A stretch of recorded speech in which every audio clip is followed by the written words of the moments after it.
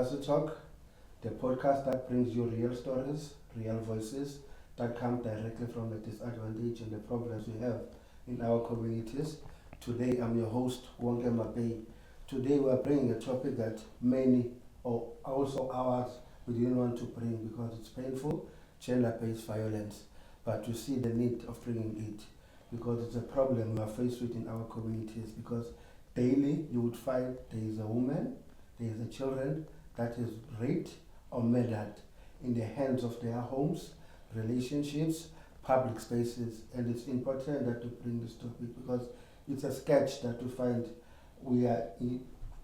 ourselves in as a country, and also it's a problem that we find ourselves that is generational, that is rooted in our communities, and it's not just gender-based violence as a topic. It's an issue that is financial, emotional, physical. And today, we'll be bringing people who will come with rooted challenges of why do we have gender-based violence and what are the solutions that we are going to bring. We have none other than Mesuli Kama, who's coming from Hold My Hand. He will speak more about it. And we also have another guest that will join us later on, Nkondlo, who is a member of provincial legislature. Mr. Mesuli Kama, welcome. No, thanks. Thank you very much. You can tell us a bit about who is Mesuli Kama and what you do for a living before we go to the topic of the day. Okay. No, thank you very much, Wonke. My name is Mesuli Kama, as you have said. Currently, I'm a network mobilization lead for the Hold My Hand Accelerator for children and teens. So the accelerator, what it does, it seeks to put children at the center of our national development. We see how do we use investment in children, have a public campaign that puts all those children who are born in South Africa, 3,000 of them a day, about 1 million a year are born in South Africa. So how do we invest in them and ensure that they reach their optimal well-being and they grow to their to reach their full potential? And we do that. We want to mobilize all of society, civil society organizations, everyone, so that we know what is happening where, and we are able to link children into these activities. As you said in your introduction, they are faced by different socio-economic challenges. So how do we support them? Okay. Nice introduction, and we again welcome you. No, thank you. We would like to ask, the first question would be around, do you think the work you are doing specifically with children is bringing or is making an impact in all the different communities that you work with? Because we see you are targeting mainly young children from adolescent ages and all that. So we'd like to find out, do you think that will reap the rewards that you, as Hold My Hand, are looking for? No, thank you for that question. Look, it has been shown, there are organizations that have been doing work in the sector, different organizations, others operating at schools, others in ECD centers. There's work that is happening already. And we see where a child is in a early learning program, whether a center or what, that child is bound to reach their potential. It might not be full potential, but we see development in those child. They thrive by 5, as the Child Institute in UCT would have released in their study. So we see development. But now what we want to do, we don't see ourselves as an implementer. We want to create this sense where how do you get these organizations collaborating? Because when you collaborate, we can have better impact. So that's what we want to do, mobilize them, and we believe that there would be, we actually have a conviction that investing in children is a way of escaping our inequality trap. And you will see how I will link this later in the discussion around gender-based violence, because as someone in my previous life who worked in the community safety space, I will be able to talk about what are the contributing factors to gender-based violence. And we see how we link that to investing in children, building this healthy, happy baby, what that will bring to our community. I think I like two facts that you have already raised. One of the facts is working together as communities, especially as civil society, and also linking the issues of around, since previously you worked in community safety under your previous job, so you would like to link the two together. I think those are we will go to the later on, because I think the two are interesting factors when it comes to issues of solutions of how do we impact. So tell me, hold my hand, how many children you have impacted continuously, let's say, not entirely in the South Africa. Let's first focus in the Western Cape as a province. Okay, so as I was saying, we don't look at ourselves as Hold My Hand as an implementer, but we see ourselves as this interface that must bring everyone together. So we are incubated at DG Marais Trust. You would know at DG Marais Trust they have different programs and there are different organizations that came out of that trust. If you think of Nalibali, Ilifa Labandwana, they've been years, in the space doing work. There's Smart Start, there is Umnedi that is helping ECDs. So, but beyond that, the network of DG Marais Trust, there are other organizations that are doing work, other foundations that are doing work. But what we have seen is that people are working in isolation. So we want to bring that up. We want to have a branded campaign. So that's the space we want to hold, where we have this public engagement. Everyone talks about children and presence in the lives of children. And we see how that will then, help us. It's like a call to action, that everyone must work. We want to talk to parents, for example. We have a public communication campaign talking to parents, to everyone, that let's hold the hands of children. Because hold my hand is imagined from the voice of the child, that it is the child that says, hold my hand. The response of ourselves as parents, as organizations is, I will, my child. So I don't want even the impact that is going to happen moving forward to be solely on hold my hand. It's not. It's a community thing. We recognize the work that is happening in the community already. For someone who has worked in the community and who keeps working in the community, can you paint a picture for someone who's either ignorant or someone who has not experienced this thing happening to either them or their family? Paint a picture of what goes through a life of a victim of gender-based violence, especially young children. Yeah. Thank you very much. It's a painful picture, that it's difficult for anyone to paint. I worked in the space, and one of the difficulties that victims, if you want to say, or may I say survivors of gender-based violence, is that the first difficult thing is to speak out about the incident, because as they do that, they are subjected to what is called secondary victimization, where they are not going to be believed because the person who might have done this is a church leader, is someone who's respected in the community, is someone who has done beautiful things for other people, such that when she speaks out and say, someone has done this to me, no one will believe her, so, and people are going to start characterizing her, that she's like this, we know, and they sometimes even start to speak about her family. So that's secondary victimization, there are organizations who are trying to do work now, supporting victims through the processes. And other times they are going to be subjected to that secondary victimization at a police station, where they are going to report. They are asked questions, they must prove first to the policeman before even a case is open.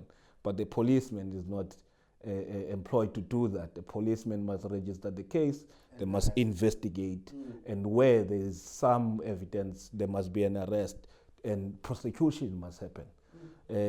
So there are those difficulties, and in other homes, there was a year where in Parklands, some foreign nationals that were getting young girls from our townships here in the Cape Metro, and they would take them, they are young teenagers, they will do everything with them in those flats.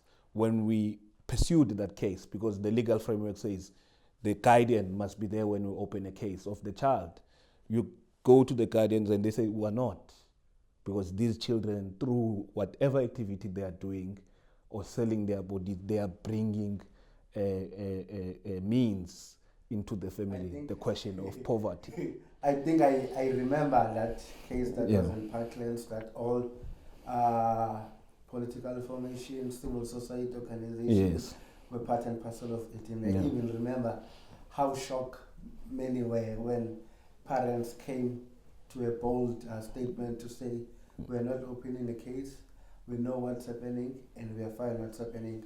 I think also that boils to the next question that we are going to ask. Maybe you have answered a bit, but we want you to broaden it to say, what do you think are the underlying causes of gender-based violence? Is it an issue of poverty in many households? Is it an issue of culture, that we as African people, we are coming from a cultural background? Or is it an issue of power dynamics? You have your priest, you have your politicians, who some become councillors, become ministers, or become many other things? Or is it a combination of all what we have mentioned? Because some are trying to find a balance of what are the main causes of gender-based violence, and you would find that society is grappling to understand what are the main causes. As I'm asking this question, I'm reminded now in Kugulitu, earlier this week, we had young people, a young lady who was killed apparently by her boyfriend, and there's a lot of issues that is being raised by the community because they said the couple was living together. So we have those kinds of situations. You have your situations of Uyinene. You have many other cases that you would find are there in public domain. Yeah. No, thanks for that. I was earlier today reminded of Uyinene Mkhotyane as I was thinking about this podcast, because I think 2019 is when I started in community safety around May, and the issue of Uyinene happened on the 24th of August 2019. And when it happened, there was this buzz, you could feel it, that South Africa is saying enough is enough. And I was trying to reflect then to say, what has happened really from that? Because South Africans stood and there were marches everywhere that enough is enough. But what has happened subsequently? Yes, if you are speaking from the lens of a government, you're a government spokesperson, you're going to say, we've introduced this, there's these laws we've done this, there's this interministerial committee and all those things. But can we say there are no other Uyinenes today? There are people who are missing, who knows where they are,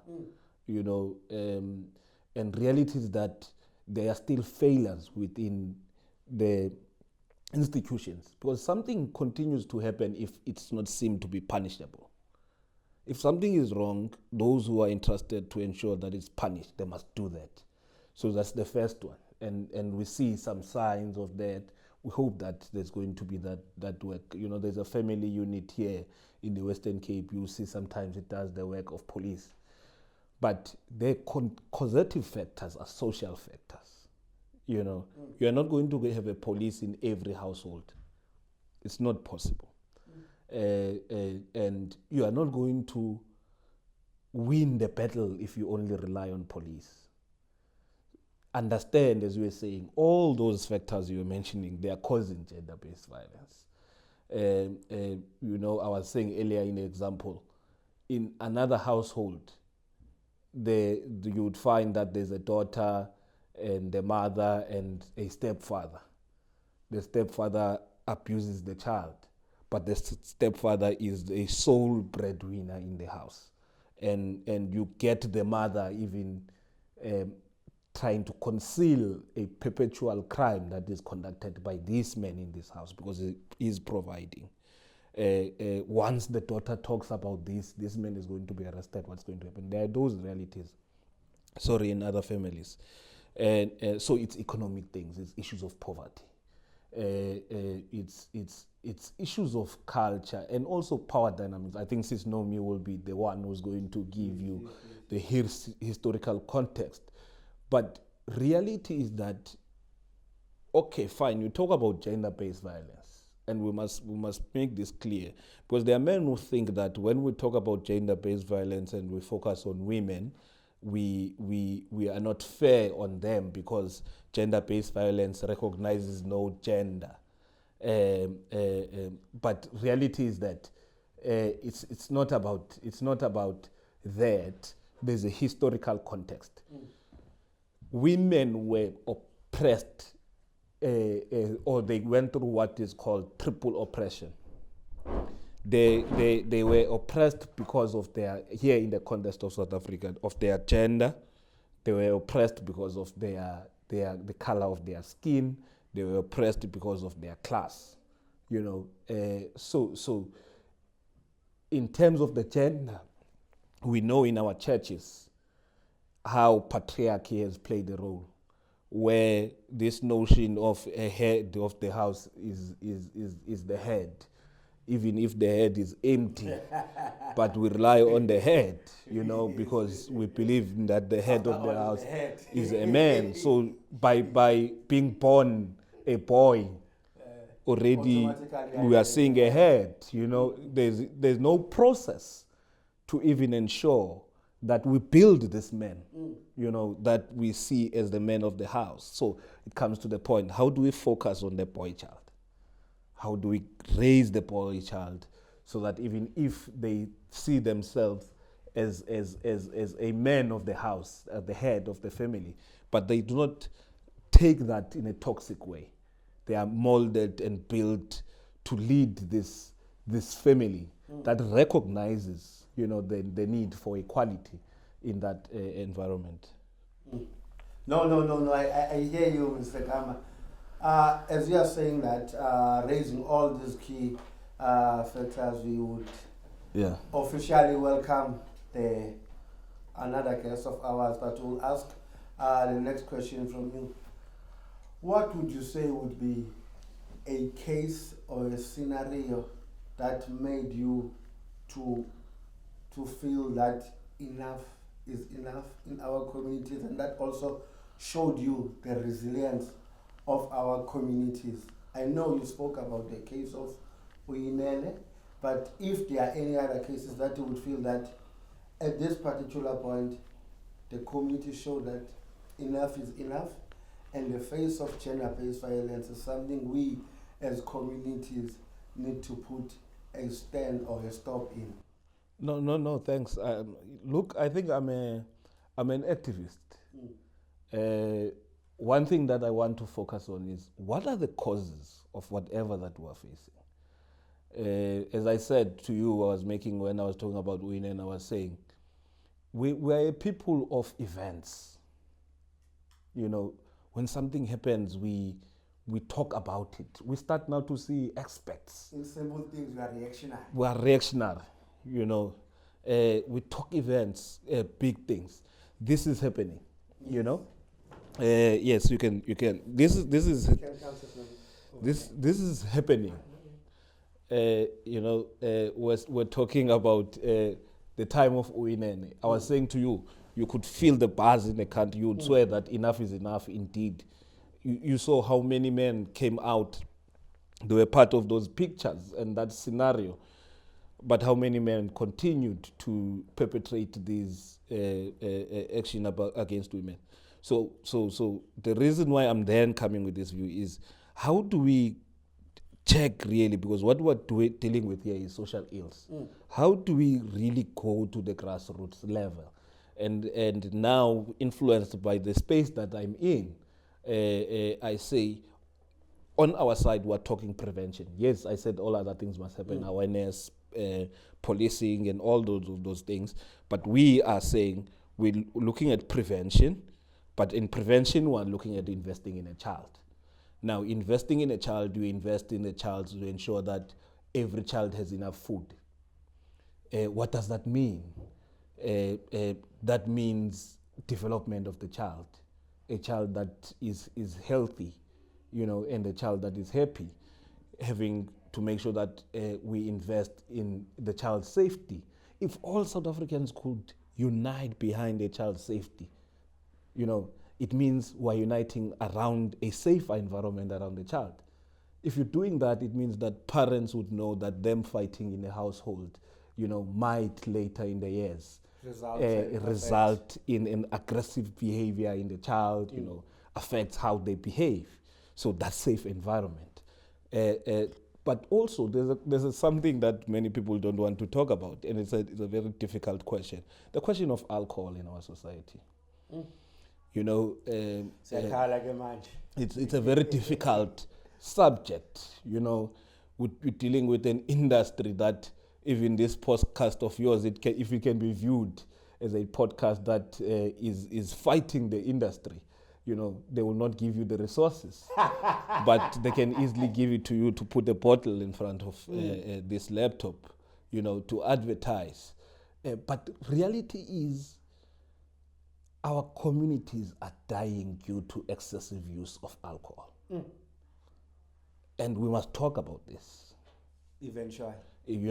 So those are the many challenges, But brain power, last point. Currently, we're focusing on teenagers, a campaign where teenagers are teaching parents how to parent them. It's a very uncomfortable conversation for parents. I want to hear correctly, you're saying a teenager is teaching a parent how to parent them. Yes. Oh, okay. It's a very interesting concept, and parents, are very uncomfortable with that discussion.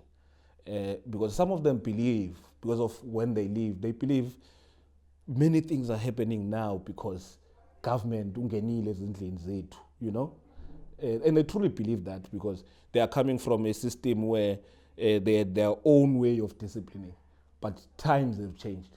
You speak to a teenager now and you say, in this campaign, we're saying they must speak out, and they say, hear me. And many teenagers feel that their parents do not hear them. They do not engage them. Yeah, I want us to put it on hold on that.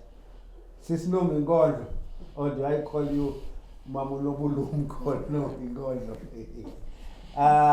Welcome. Already our viewers knew that there's someone that is going to come. Without wasting time, maybe you can tell us who you are and what you do. I know sometimes speaking to someone who's always on public domain and asking them to say who they are, it's tricky because they do not know how to say just who you are and what you do for a living, and also just to also give you a thumbs up that we are speaking about issues around gender-based violence, and currently right now we were dealing with the root causes and the root challenges of where is the problem of gender-based violence. Okay. Thank you for the invite, Wonke. As you would know, me. I'm Nkondlo. I hail from Guguletu Street, the small section in the old. It used to be called Section 4, which access in Chinatown. That's what it's known. NY 103. But currently I'm working in Parliament, Western Cape Provincial Parliament, that's what it's called, I'm a member of the provincial legislature there, representing the African National Congress, and I'm sitting in the portfolios of economic development and tourism, which also is merged with agriculture, also in the Committee of Finance, Budget and SCOPA. So that's my full-time work. I'm also, by virtue of that responsibility, allocated a parliamentary constituency office in Ceres, about 2.5 k's, 250 k's away from Cape Town, in the Witzenberg municipality. So I've got an office there that services the public.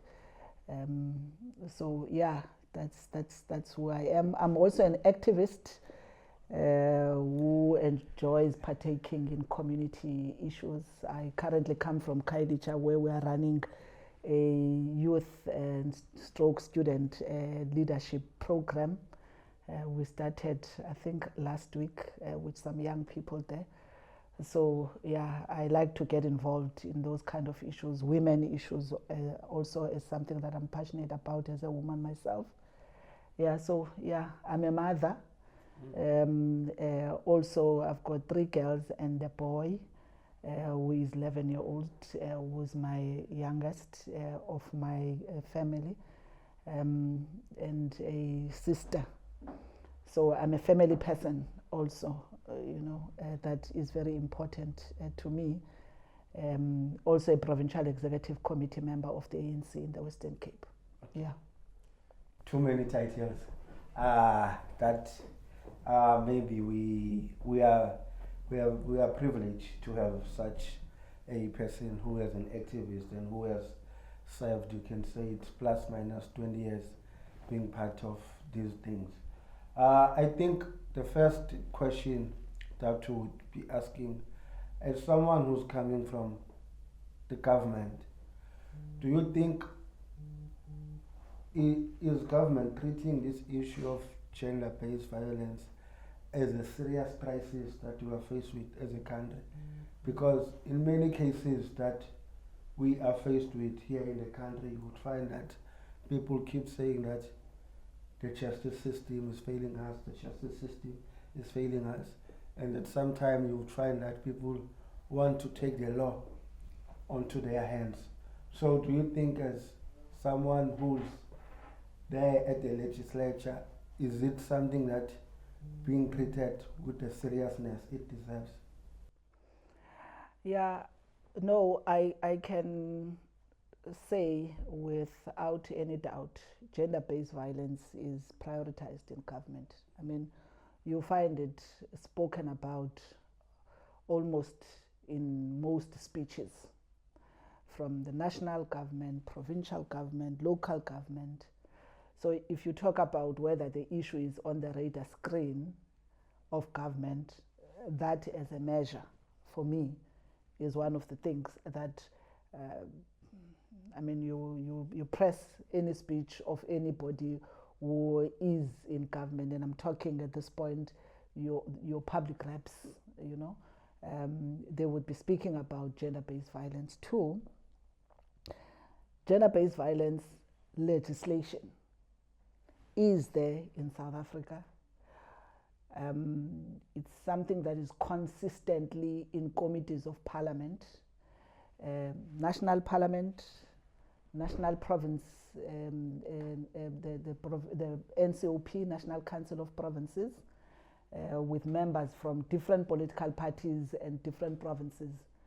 Again, sitting, amending, reviewing legislations about gender-based, that relates to gender-based violence, right up to provincial government, where I am, provincial parliament, to local government, Policies, again, are there, you find them. They are there across. So when you speak about gender-based violence, whether it is an issue that is a concern in government, yes, it is.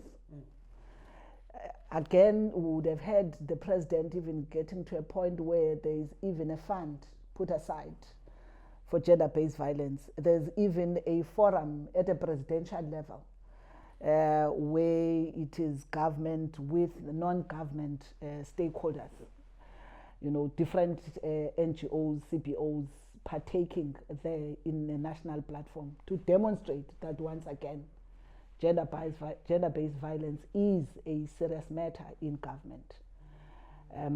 There are laws that are there, talk about the justice cluster that is supposed to be driving this. It is actually the Minister of Justice, one of the things that since the new minister actually has been going to courts, amongst others, trying to understand the very outcry of the public of where are the problems in the courts as part of the justice system. What must be done, to correct the ills of gender-based violence. So the effort is there, Everybody is preoccupied about the issue of gender-based violence. But whether gender-based violence, by virtue of that particular effort, it's reducing, it's something else, because the data and the statistics that we get from the quarterly reports, even of SAPS, show that assault and other things related to gender-based violence are there and are increasing. And one of the recent issues actually we're having a conversation about is the fact that, do we have GBV in terms of crime definition? Do we have what is GBV? And there isn't. So when you register in a police station, you get to be beaten up or being assaulted, It's either a case of assault, it's either a murder case, a rape case, So when you have to talk about reporting gender-based violence from a data point of view, it means then police must therefore look at the associated crimes, because it is itself, it means itself as GBV, it is not necessarily defined in terms of the crime statistics as such. Perhaps it's something that needs to be considered, in understanding, because when the police system is looking at what goes up, what gets to decrease quarter after quarter, they are going to look at the rate of assault that they would say perhaps it has gone down by 1% or 2%. They would look at the murder rate, It won't be this murder because of GBV. You see what I'm saying? So it may be those kind of issues that also when you get to the detail of things, you start looking at what is society talking about, what is the system that is supposed to be responding, understanding the problem to be. Okay. Now I think the next question would be, I think you tried to answer it a bit. The next question would be, according to government, what do you think are the gaps between the system as a whole? Now, not speaking only on the issues of gender-based violence, we are speaking about the health system, the justice system, also in terms of the implementations of things that are supposed to take place, because you would find there is a gap between government and the society, meaning the different communities, in the sense of how they view government. Some view government as an institution of individuals, not as an institution that is supposed to represent them.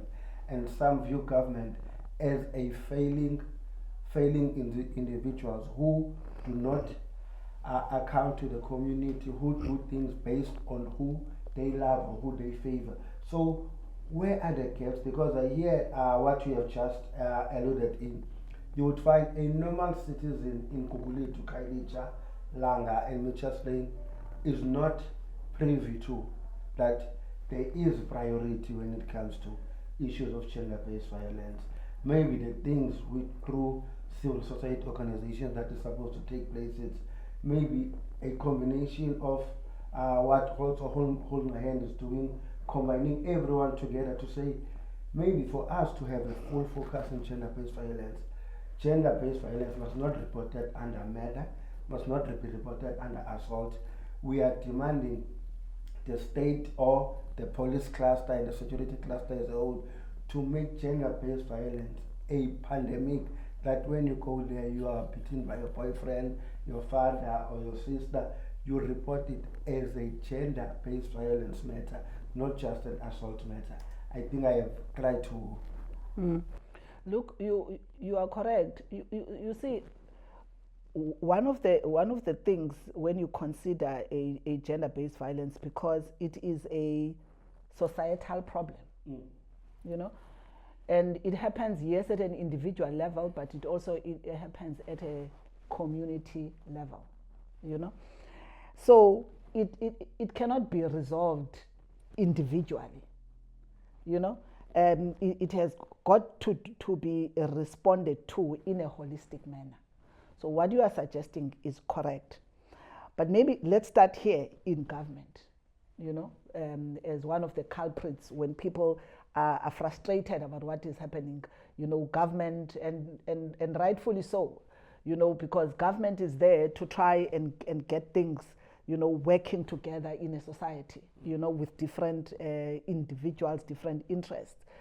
So there is a lack of integration within government, because as you now have pointed out, you see, gender-based violence, I normally say, because if you consider how government looks at itself and how it works on things, you know, you hear government talking about social cluster, justice cluster, economic cluster, and the likes. So as a person who is more on the economic cluster, I normally have this gripe to say, look, gender-based violence can't only be looked at as a social problem, you know, to be responded to, you know, by the Department of Social Development, you know, at most. Now health, others are starting to understand that it is a health issue, you know, also psychologically and otherwise, you know. But I say gender-based violence is also an economic issue, you know, because when we rate things generally, you have this sense where people believe that, you know, economic related matters takes precedence. You know, when you talk, I mean, Mesuli here was talking about the work they are doing, you know, around children, very important.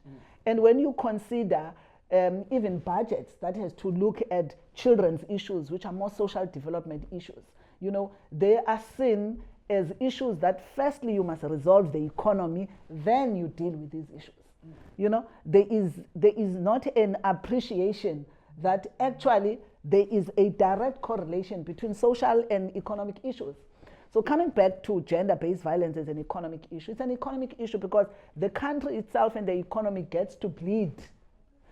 There are people, women who are affected, if we talk about women who become victims, who first and foremost are not going to be able to be at work. So the productivity of the economy is compromised because there are days that these women are not at work. So let alone that woman who is working must take 2, 3, 5 days, depending on the situation, you know, at a personal level. The company now must start to look at a replacement, you know, of that person, of that particular function at a particular point in time, you know. But also the uyineness of the day that we're talking about, it's a generational loss in their families, but also in the economy. You know, so there are this integration that we must think about. We must not only talk about, you know, gender-based violence, you know, it's just a matter that we must think about, you know, it makes us feel sad. But we must start to speak to everybody. Mesuli brings an issue of the role of alcohol abuse in the industry, you see? And we should not shy away from that conversation. It should not be an uncomfortable conversation, because there is a cost that gets to be, you know, paid by those who are involved in alcohol abuse, and the very industry signs on responsible drinking. And so who monitors even themselves? Because the rate at which the cases of GBV are aligned to alcohol abuse must then make the industry to sit and take responsibility. You see what I'm saying? Yeah. Because what is the point of continuing an industry that in essence, you know, is killing the very people that are supposed to be its customers? So all I'm saying is that integration for me is very important, and looking at the issue holistically. In government, one of the biggest challenges that we see is silo work. That I work in my department, I'm in the Department of Women, and therefore I work in this department. I focus here because I've got my own key performance areas and indicators. And at times when we do these key performance areas and indicators, we don't integrate them. We don't bring everybody in the room and say there are 5 departments that are affected by this particular issue or this GBV. And therefore, when the president makes commitment on behalf of the country, let's call all of these departments in one room, so that if we are saying we're going to reduce gender-based violence this year by 30%, we must know in each KPA, right to the person answering the phone, that what should be your contribution in that percentage, so that everybody is called into a room. If we are not meeting the 30%, we must be able to pinpoint who dropped the ball. Now, if we're not doing that, we're always going to talk, which is what we're doing. We see everybody concerned about GBV. And it reminds me of somebody who said to me some years ago, one leader in Africa said, one problem about Africans, we like to run very fast, but we run backward. We like to keep busy about issues, because all of us, we are busy. Everybody is talking about GBV. But the issue is the frustration of the communities is the fact that you talk about something, but there is no dent in showing that the investment of talking about it, of calling conferences, podcasts, everybody talking about GBV, it is not making the necessary dent. So we must ask, what is it that we are not doing enough to make the dent? Because we can either just keep quiet and don't talk about GBV, because isengathi ngoku kuyafana, So I just wanted for me to raise that planning must be together and there must be accountability. It must not just be I am talking, and therefore if the talk does not contribute into something, if the intention of the podcast is awareness, how do you measure after this particular podcast actually that a number of people that did not know about gender-based violence are aware about it now? So basically you are giving us a call to action to stop talking, just move with the flow. I know we hear you, Mamulum. Wise words. Mesuli, over to you, my guy. We want to ask, we hear that many times, we as men in particular, I would also circle myself in because I'm a man. We like to sit at an uncomfortable position when we are told that men are trash. Yeah. When there's an abuse or a rape or a murder of a woman in the hand of a man. What do you think is supposed to be the role of men in fighting gender-based violence? Because why I'm asking this question now, coming back from the issue you raised previously, I know Sis Nomi here will beat me with this issue to say at some point men used to be called the head of the house. Not because you are the head of the house because everything should go through you, but you are the head of the house because you were trusted with certain duties, such as being the provider at the house. But times have changed and things have changed. So in this current form, what is the role of a man in a society that would like to see where there is no gender-based violence? I think it's a very difficult question for me to answer. I really and honestly cannot pinpoint one thing that I think should happen. But interestingly, from the question you're asking, that you bring this concept of a head of the house. That's deep in our thinking. You don't take it as easy as we say it. It's deep in how we're socialized, such that when you need answers, you start looking at men as if they have those answers. Because we're socialized to think that based on cultures, based on the influence of religion and everything, that the man has always been put there I think that's where we're supposed to start now, coming back and have these conversations, as Sister Nomi was saying, the point she was making, that she's not saying they're not important, but they can't be they can't be our weapon. That with this, we have a nuclear weapon with this conversation. No, it's not. It's just part that there must be that engagement that happens. But for me is, we are going to have this discussion in another 10 years, where my interest is. We can't do that, and just change faces, as I was saying. It's Uinene, it's Twekwe, the case of Twekwe, we don't understand currently what's happening, It's another person the other day. It's another person the other day. We're just changing names and periods of hashtags. I think I even know how South Africans react now. It's a prayer that is organized, a candlelight. We're wearing black, all of us. Are we going to do this for the next 10 years? The same thing now and again. I'm saying, and we are saying as Hold My Hand, invest in the child. When you say to a child, I love you, you'll be surprised how many people in South Africa don't say I love you to their children. You just tell the child, I love you. That helps to boost their self-esteem, their security, comfort of security, their belonging, because you are teaching them that. To the young boy, allowing him to be emotional, how you raise that young boy, allowing that young boy to show emotion. Because allow them to cry. We're told in Daikali, but allow that child to cry. Because once that anger gets built up, they are going to show it. So Hold My Hand, we're supporting a program of the presidency, the National Strategy to Accelerate Action for Children. And in that strategy, they say, how do we support every child to have their optimum well-being? Now, what is well-being? You talk about the comfort, feeling comfortable, and the issue of being happy. South Africans are not happy because they are poor.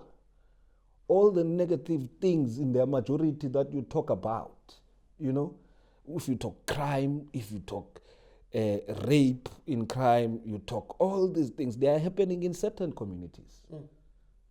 And it's because of what has happened, over many years. And government is trying to respond to that, as Nomi was saying. But how do we as society, what happened, maybe Sis Nomi and them can also help us. It looks like after 1994, we started to disintegrate as a community. There was no community of activists. There was no collectiveness. It's a queue looking at government services and what is coming where, what tender where, start fighting about it. Where is the community? In galvanizing in their spaces. Hold My Hand says, we've seen it now in the COVID-19. South Africa, led by the government, came as one of the best countries. It put a formidable fight against COVID-19 if we were to compare it to many developed countries that had the resources. Because South Africans have the ability to unite around a common purpose, but we're not doing that. How do we do that actively? A call to action, not talk. A call to action. At Hold My Hand, we're using 3 levers of change. And we're saying, how do we create a public engagement about children, which is what you are doing. Everyone, we must talk about this. It helps. But at the very same time, how do you create dynamic networks of influence? It doesn't help me to say to me, I must take care of my child, but economically I can't. And I don't have access to services, And government, any day, anywhere in the world, will not be able to provide all these services. For example, in South Africa, we waste about 10 million tons of food, It's not government who's producing that food. It's the private sector, it's the companies, it's the individuals. But we're losing 10 million of that. while we have 15 million South Africans who are facing food insecurity. You know, so it must be a resolve even from the private sector and their interest. You know, a resolve from them to say, we want to build a better South Africa. How do we leverage on the off-takes, on what we are not using, on the surplus, you know, and give to the people, not wait for it to get rotten in shelves and you start donating later. As you produce, because you know it's not going to serve the market because they do not afford. So how do we already with intention give it to people and feed the nation? I think you are leading us to our next question, which is, if we are to say now, we are sitting here, we would love to paint, we are saying now, we are doing a call to action. We are painting a clear roadmap to South Africans, different communities, different people, and different townships. What would be the first 3 key steps in us saying, this is our roadmap in fighting gender-based violence? Here are the first 3 steps to say, this is our call to action as South Africans and as communities and as townships. Let's start here. Anyone can answer. For me, Wonke, the biggest issue we are going to have to solve is economic empowerment of people. So long as people, their livelihoods are threatened, either a man or a woman, you are going to find social ills and gender-based violence is at the center thereof. So my call to say GBV must be discussed as an economic issue, because we need to ensure, as exactly Mesuli is saying, you see, where you look, if you were to map where gender-based violence is taking place in the main, and you go down and do a deep dive analysis of what conditions reproduces this particular behavior, this particular sketch, one of the things that is common is poverty, unemployment, pressures, power dynamics that had to do with who provides.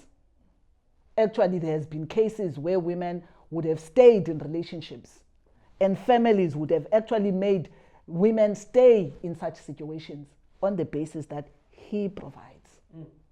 I could not leave my children because I did not know who was going to provide. So I'm saying economic empowerment from where I'm sitting must be the centerpiece. It must not be an additional thing. It must be actually the anchor of this particular program. It must be where we derive our program. Exactly. It must be where we must derive these people that are affected by gender-based violence. We must be able to understand what is their economic standing. And if we then take them to participate and get involved, this for me is one of the features, that will start seeing both the men and the women. Because with what you have already just said, that, there is a notion of the man is the provider, the man is the first person. That historically, when you look at it, its gender dimension, the biggest rationale for it was that indoda inhloko, because the man is the provider. The truth of the economic situation that we are in has tilted things the other way around. Actually, when we consider to date, because we must equalize, we are creating a non-racial and non-sexist society, and therefore opportunities under that system, because that system that was saying a man inhloko because the man provides, even in terms of economic opportunities, the industries, when they were looking for people to come and be employed, they will be looking for males. So in terms of the supply and demand, there was more a demand for males to be in jobs. To date, the system intentionally is correcting that. So the transition that you are seeing, which is creating the tension in the system, is that you have a man who the system to date, when you go out and look for the jobs, what does it say? It says we prefer because we must correct a gender imbalance. And then here you have a man whose identity was actually associated with his ability to provide. And now he's unable to provide. And he must sit at home. And the person who he was supposed to provide to is actually the one who is the provider. So power dynamics are shifting. And at most, we do not want to get into this conversation, you know? And it is so true that when, yes, most definitely, that is why I'm saying the economic context of this conversation must actually be brought to the fore. Because then we start giving people names, these lay queens, zintonton, because somewhere, somehow, there is interesting. So all I'm saying for me, in that three things you are mentioning, I would say bring the economic conversation as part of the center so that you are able to start looking at what exactly is happening. Why are people involved in such a thing, in such a thing? Because you see, the classism in it is the fact that in more affording communities, there is less, not because it's not there, but there is less gender-based violence versus in poor communities. So surely something must give, because we want to get to a point where gender-based violence, you know, must in no way be there because people feel they are inadequate. We must deal with inadequacy of men and of women as it comes to their own livelihoods, so that they are equal partners in equal relationships. They can speak together and contribute together in whatever relationship, family they want to create. They can provide for the child, they can provide for themselves, you know, and they are better individuals and better partners to each other. Mouthful. I do not know. It does not need any emphasis. It's mouthful, clear, precise. Mr. Kama, you want to add, or you are fine? I don't have anything to add. Just to say, I think we must also not paint a picture as if nothing is happening. I think Sis Nomi started to talk to that because I don't want to believe, I don't want a perpetrator of this, you know, who might be watching the podcast to believe that they are in charge. They are in charge, you know. It's just a number of days. And they might be caught, you know. The communities are going to stand up. Their day is coming. That's just the point that I'm trying to make.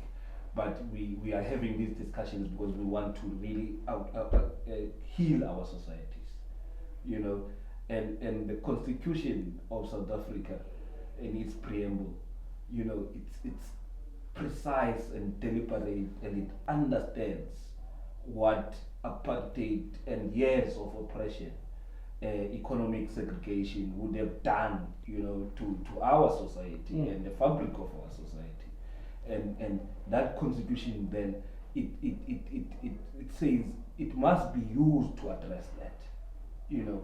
So as communities, we must be obsessed with understanding what has been the development of this constitution. How is it applied? It must be our duty. You know, it must not be a duty of those who want to be politicians or a duty of those who want to be in government. It must be a duty of South Africans, because that's their document. If we are able to build that in our communities, get involved. Teenagers, they have the way, they are innovative. Let's give them the space. They have the way, they are innovative. They have the minds. You know, let's talk about these things. You know, but let us speak truth to power. You know, let us also in that never lose or get carried away, because some of these things, you know, you would find there are different agendas that are used in them. But let us stay vigilant. Let us stay sober. You know. And do it all for building a South Africa that we want. You know, a South Africa that many generations would have. Even Winene, You know, the spirit of Uyinene has, as Sis Nomi was saying, shifted, you know, even or even helped government to accelerate, you know, in looking at these laws, what you were talking about. How do we strengthen them? You know, how do we strengthen the current discussion I saw in Parliament around correctional services and parolees? You know, people who get arrested and then they come back, they rape another person, and they go back, or they are not. How do we strengthen the laws, not to punish, but to ensure that they serve the purpose of correcting, you know, them, because we want them to come back to the society and we are able to build a community that we want. Crime, there's no one who's born a criminal. We must never, as black people, believe or be pushed to believe that we're born criminals, we're born racists, or I mean rapists, we're born these people who are evil. It is the system that is violent against black people. And what you see in behavior, you know, is just a consequence of their victimization. And to solve that, as this Nomi was saying, we must go to the grassroots. How do we have our children in grade 4, 80% of them, they can't read for a minute? You know, what do we do about that? Yeah. You know, because if you talk economic growth, you must be able to talk about how do we build this, although it sounds like a capitalist concept, but how do we build human capital? You know, how do we train, how do we build the brain power, you know, of South Africans? You know, because there was another system of trying to ensure that their brains do not develop, you know, and it was deliberate because they were black. But how do we reverse that and go to the government and do the work? Hold my hand and say I hold my child. Thank you very much, Mr. Kama. Sis Nomi, I will ask you to be 3 minutes, as much as we are discussing an important topic, but time is of essence, and the enemy of any productive discussion or conversation is always time. If we had time, we would have even brought drinks and food and take a break and eat, and then after come back. Yeah, time. Yeah. I think one last question. If you were to ask government, civil society, and community at large to do one thing different in changing the narrative of GBV in our communities, what would be that one thing?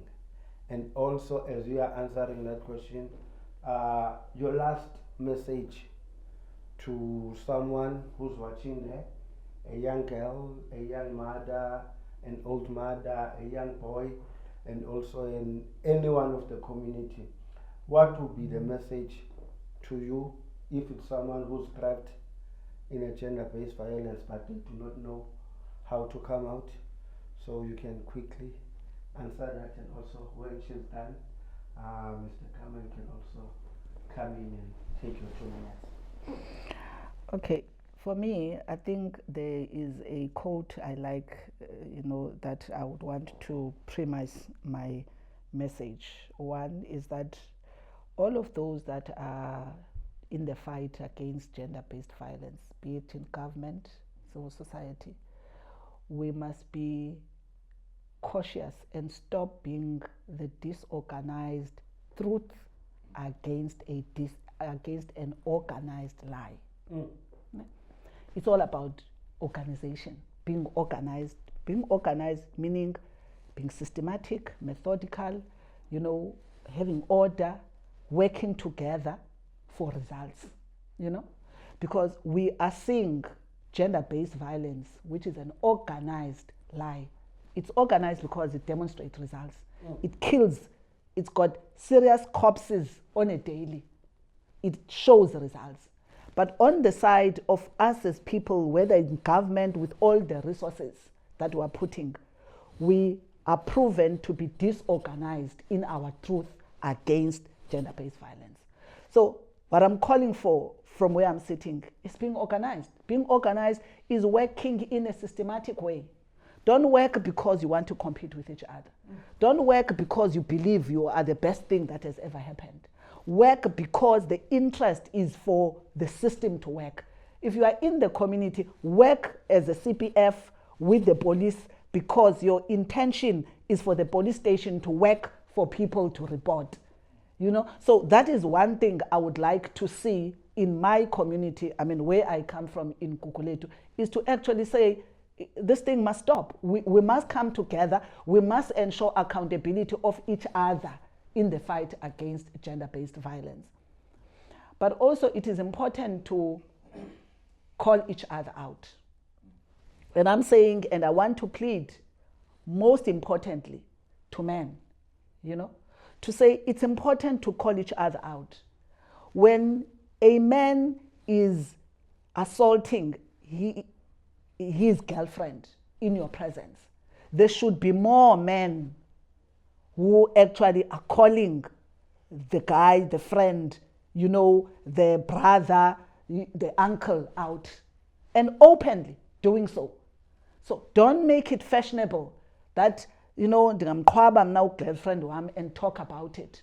You know, I was watching some content the other day, you know, I'm not going to mention the channel. You know, I was watching where a man was openly, in a channel that we pay for, was openly saying, nah, I could just beat you, because there was this program where this person was mediating of people who are in relationships. And I said, if you have this in society, this type of arrogance, and you produce it and you provide it as content, and nobody says, but what you are saying is wrong, right there and then as we were watching. Because how many boys, young boys who are watching such a scene? So I think these are things that must be done in the immediate. It mustn't be cool. Actually, we must know, if namajita wenza londo, dihamba ne girlfriend yam, actually they're gonna take your class. If basically you are gonna be shown the door, you know, because we must do that. And indeed, to anybody who is trapped in such relationships, we know it is not easy. It's easy to talk, you know. We know it is not easy, but seek for help. Talk to your friend, talk to anybody, a member of the family, you know, that you know of, but don't die in silence.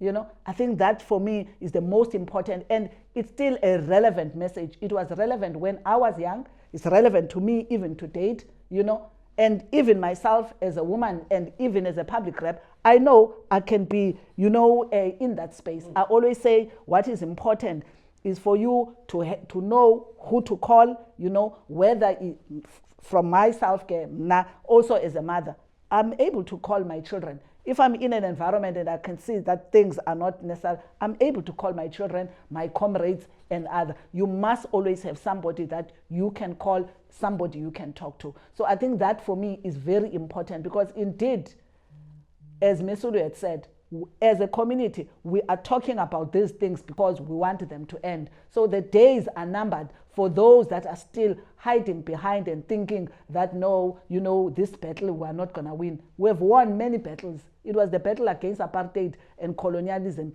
for hundreds of years. Even this battle against gender-based violence, we are committed and we shall win. Thank you very much. Yeah, no. I just want to thank Sis Nomi for all the points she has made, and thank you guys, you know, for continuing the conversation, you know, around gender-based violence. We hope that one person who might be watching will be encouraged to speak out, you know, and not die in silence.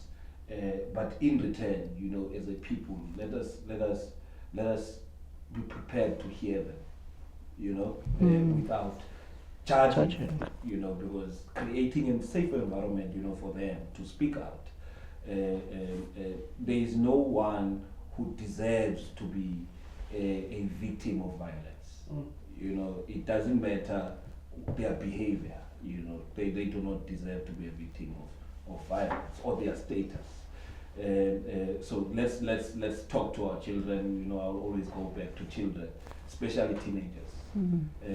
They are a grouping that is bleeding, that is saying, I was in another show where they performed a show, Leonard, that said, hear my pressures. You know, the pressure that I must perform well at school, the pressure that I must be this child, this pressure that is put on me, such that is contributing, into their mental health difficulties. Let's engage with them. Let's talk to them about these uncomfortable conversations.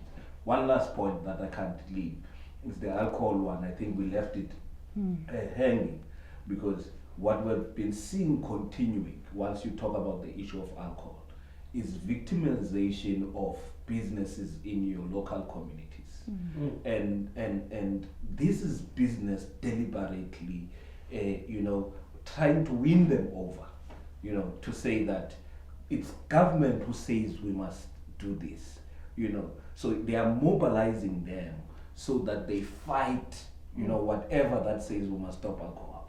I was saying it's uncomfortable because I know many businesses in our townships that are doing well, and you don't want, when you raise it, you guys, if saying we must kill that business community. But we're saying business, which is the production conglomerate, and all these manufacturers, they must take responsibility. Yeah. It must not be an issue of saying you are not allowed to drink until you are 18, as if 18 is a license to drinking. And them talking about drinking must not be an issue of compliance with the law, but it must be out of appreciation of what this is doing to our society. They must think progressively, because if more South Africans grow up healthy, if more South Africans are able to work, if more South Africans, are in a better position, they are going to be able to support those very same businesses. So let us not kill our communities. Let us talk about what is responsible. Banning advertising in the cigarettes did not kill the cigarette industry. Yeah.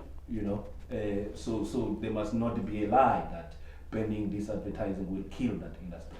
So I think that point we needed to make. We must talk about this conversation. And in the mines, the Western Cape, it's very sad what happens in the mining communities. Where this mine is made, and in this day, people are directly or indirectly still paid with alcohol. We know how alcohol was introduced into the black family, through the dog system. It was a deliberate move. So let us be vigilant as communities. It's not about killing the industry, but it's about making sure that the industry does not kill our society. Okay. In wrapping up, if anyone wants to find you, you can leave your social media handles, whether you're personal or Hold My Hand, and you, Mamu Public Rep, you can also do the same if you feel comfortable with people interacting with you. I don't want to put you in the spot. We can start either way. I'll give that of Hold My Hand. So Hold My Hand is a public campaign. It's in all social media platforms. It's at Hold My Hand SA in all the handles. I think that's how you connect with us, or info@holdmyhand.gov.za. Thank you very much. Okay, Namke as a public rep, actually my number is a public number. My mobile is 073-110-8332 if you want to get into contact more on WhatsApp. And Facebook, also then Instagram as Nobulumko Nkondlo. You'll find me there. I think those are my spaces. From us, Kasi Talk with Wonke Mapeyi. It's a rap. We bring nothing but real stories, real voices, trying to change the narrative of our communities. See you next time. You can find us on YouTube, Kasi Talk with Wonke Mapeyi, Facebook, Kasi Talk with Wonke Mapeyi. Don't forget to go on our YouTube to like, subscribe, and share our episode. And please make sure whilst you are at it, you can comment on what next episode you would want us to do. Thank you very much. And thank you to Moja Studios for giving us your presence. And thank you to Too Much Wi-Fi for the lovely banner. And once again, thank you to Tabiso Mokomele of T-Squared for the lovely t-shirts you have made for us. Pleasure. Thank you.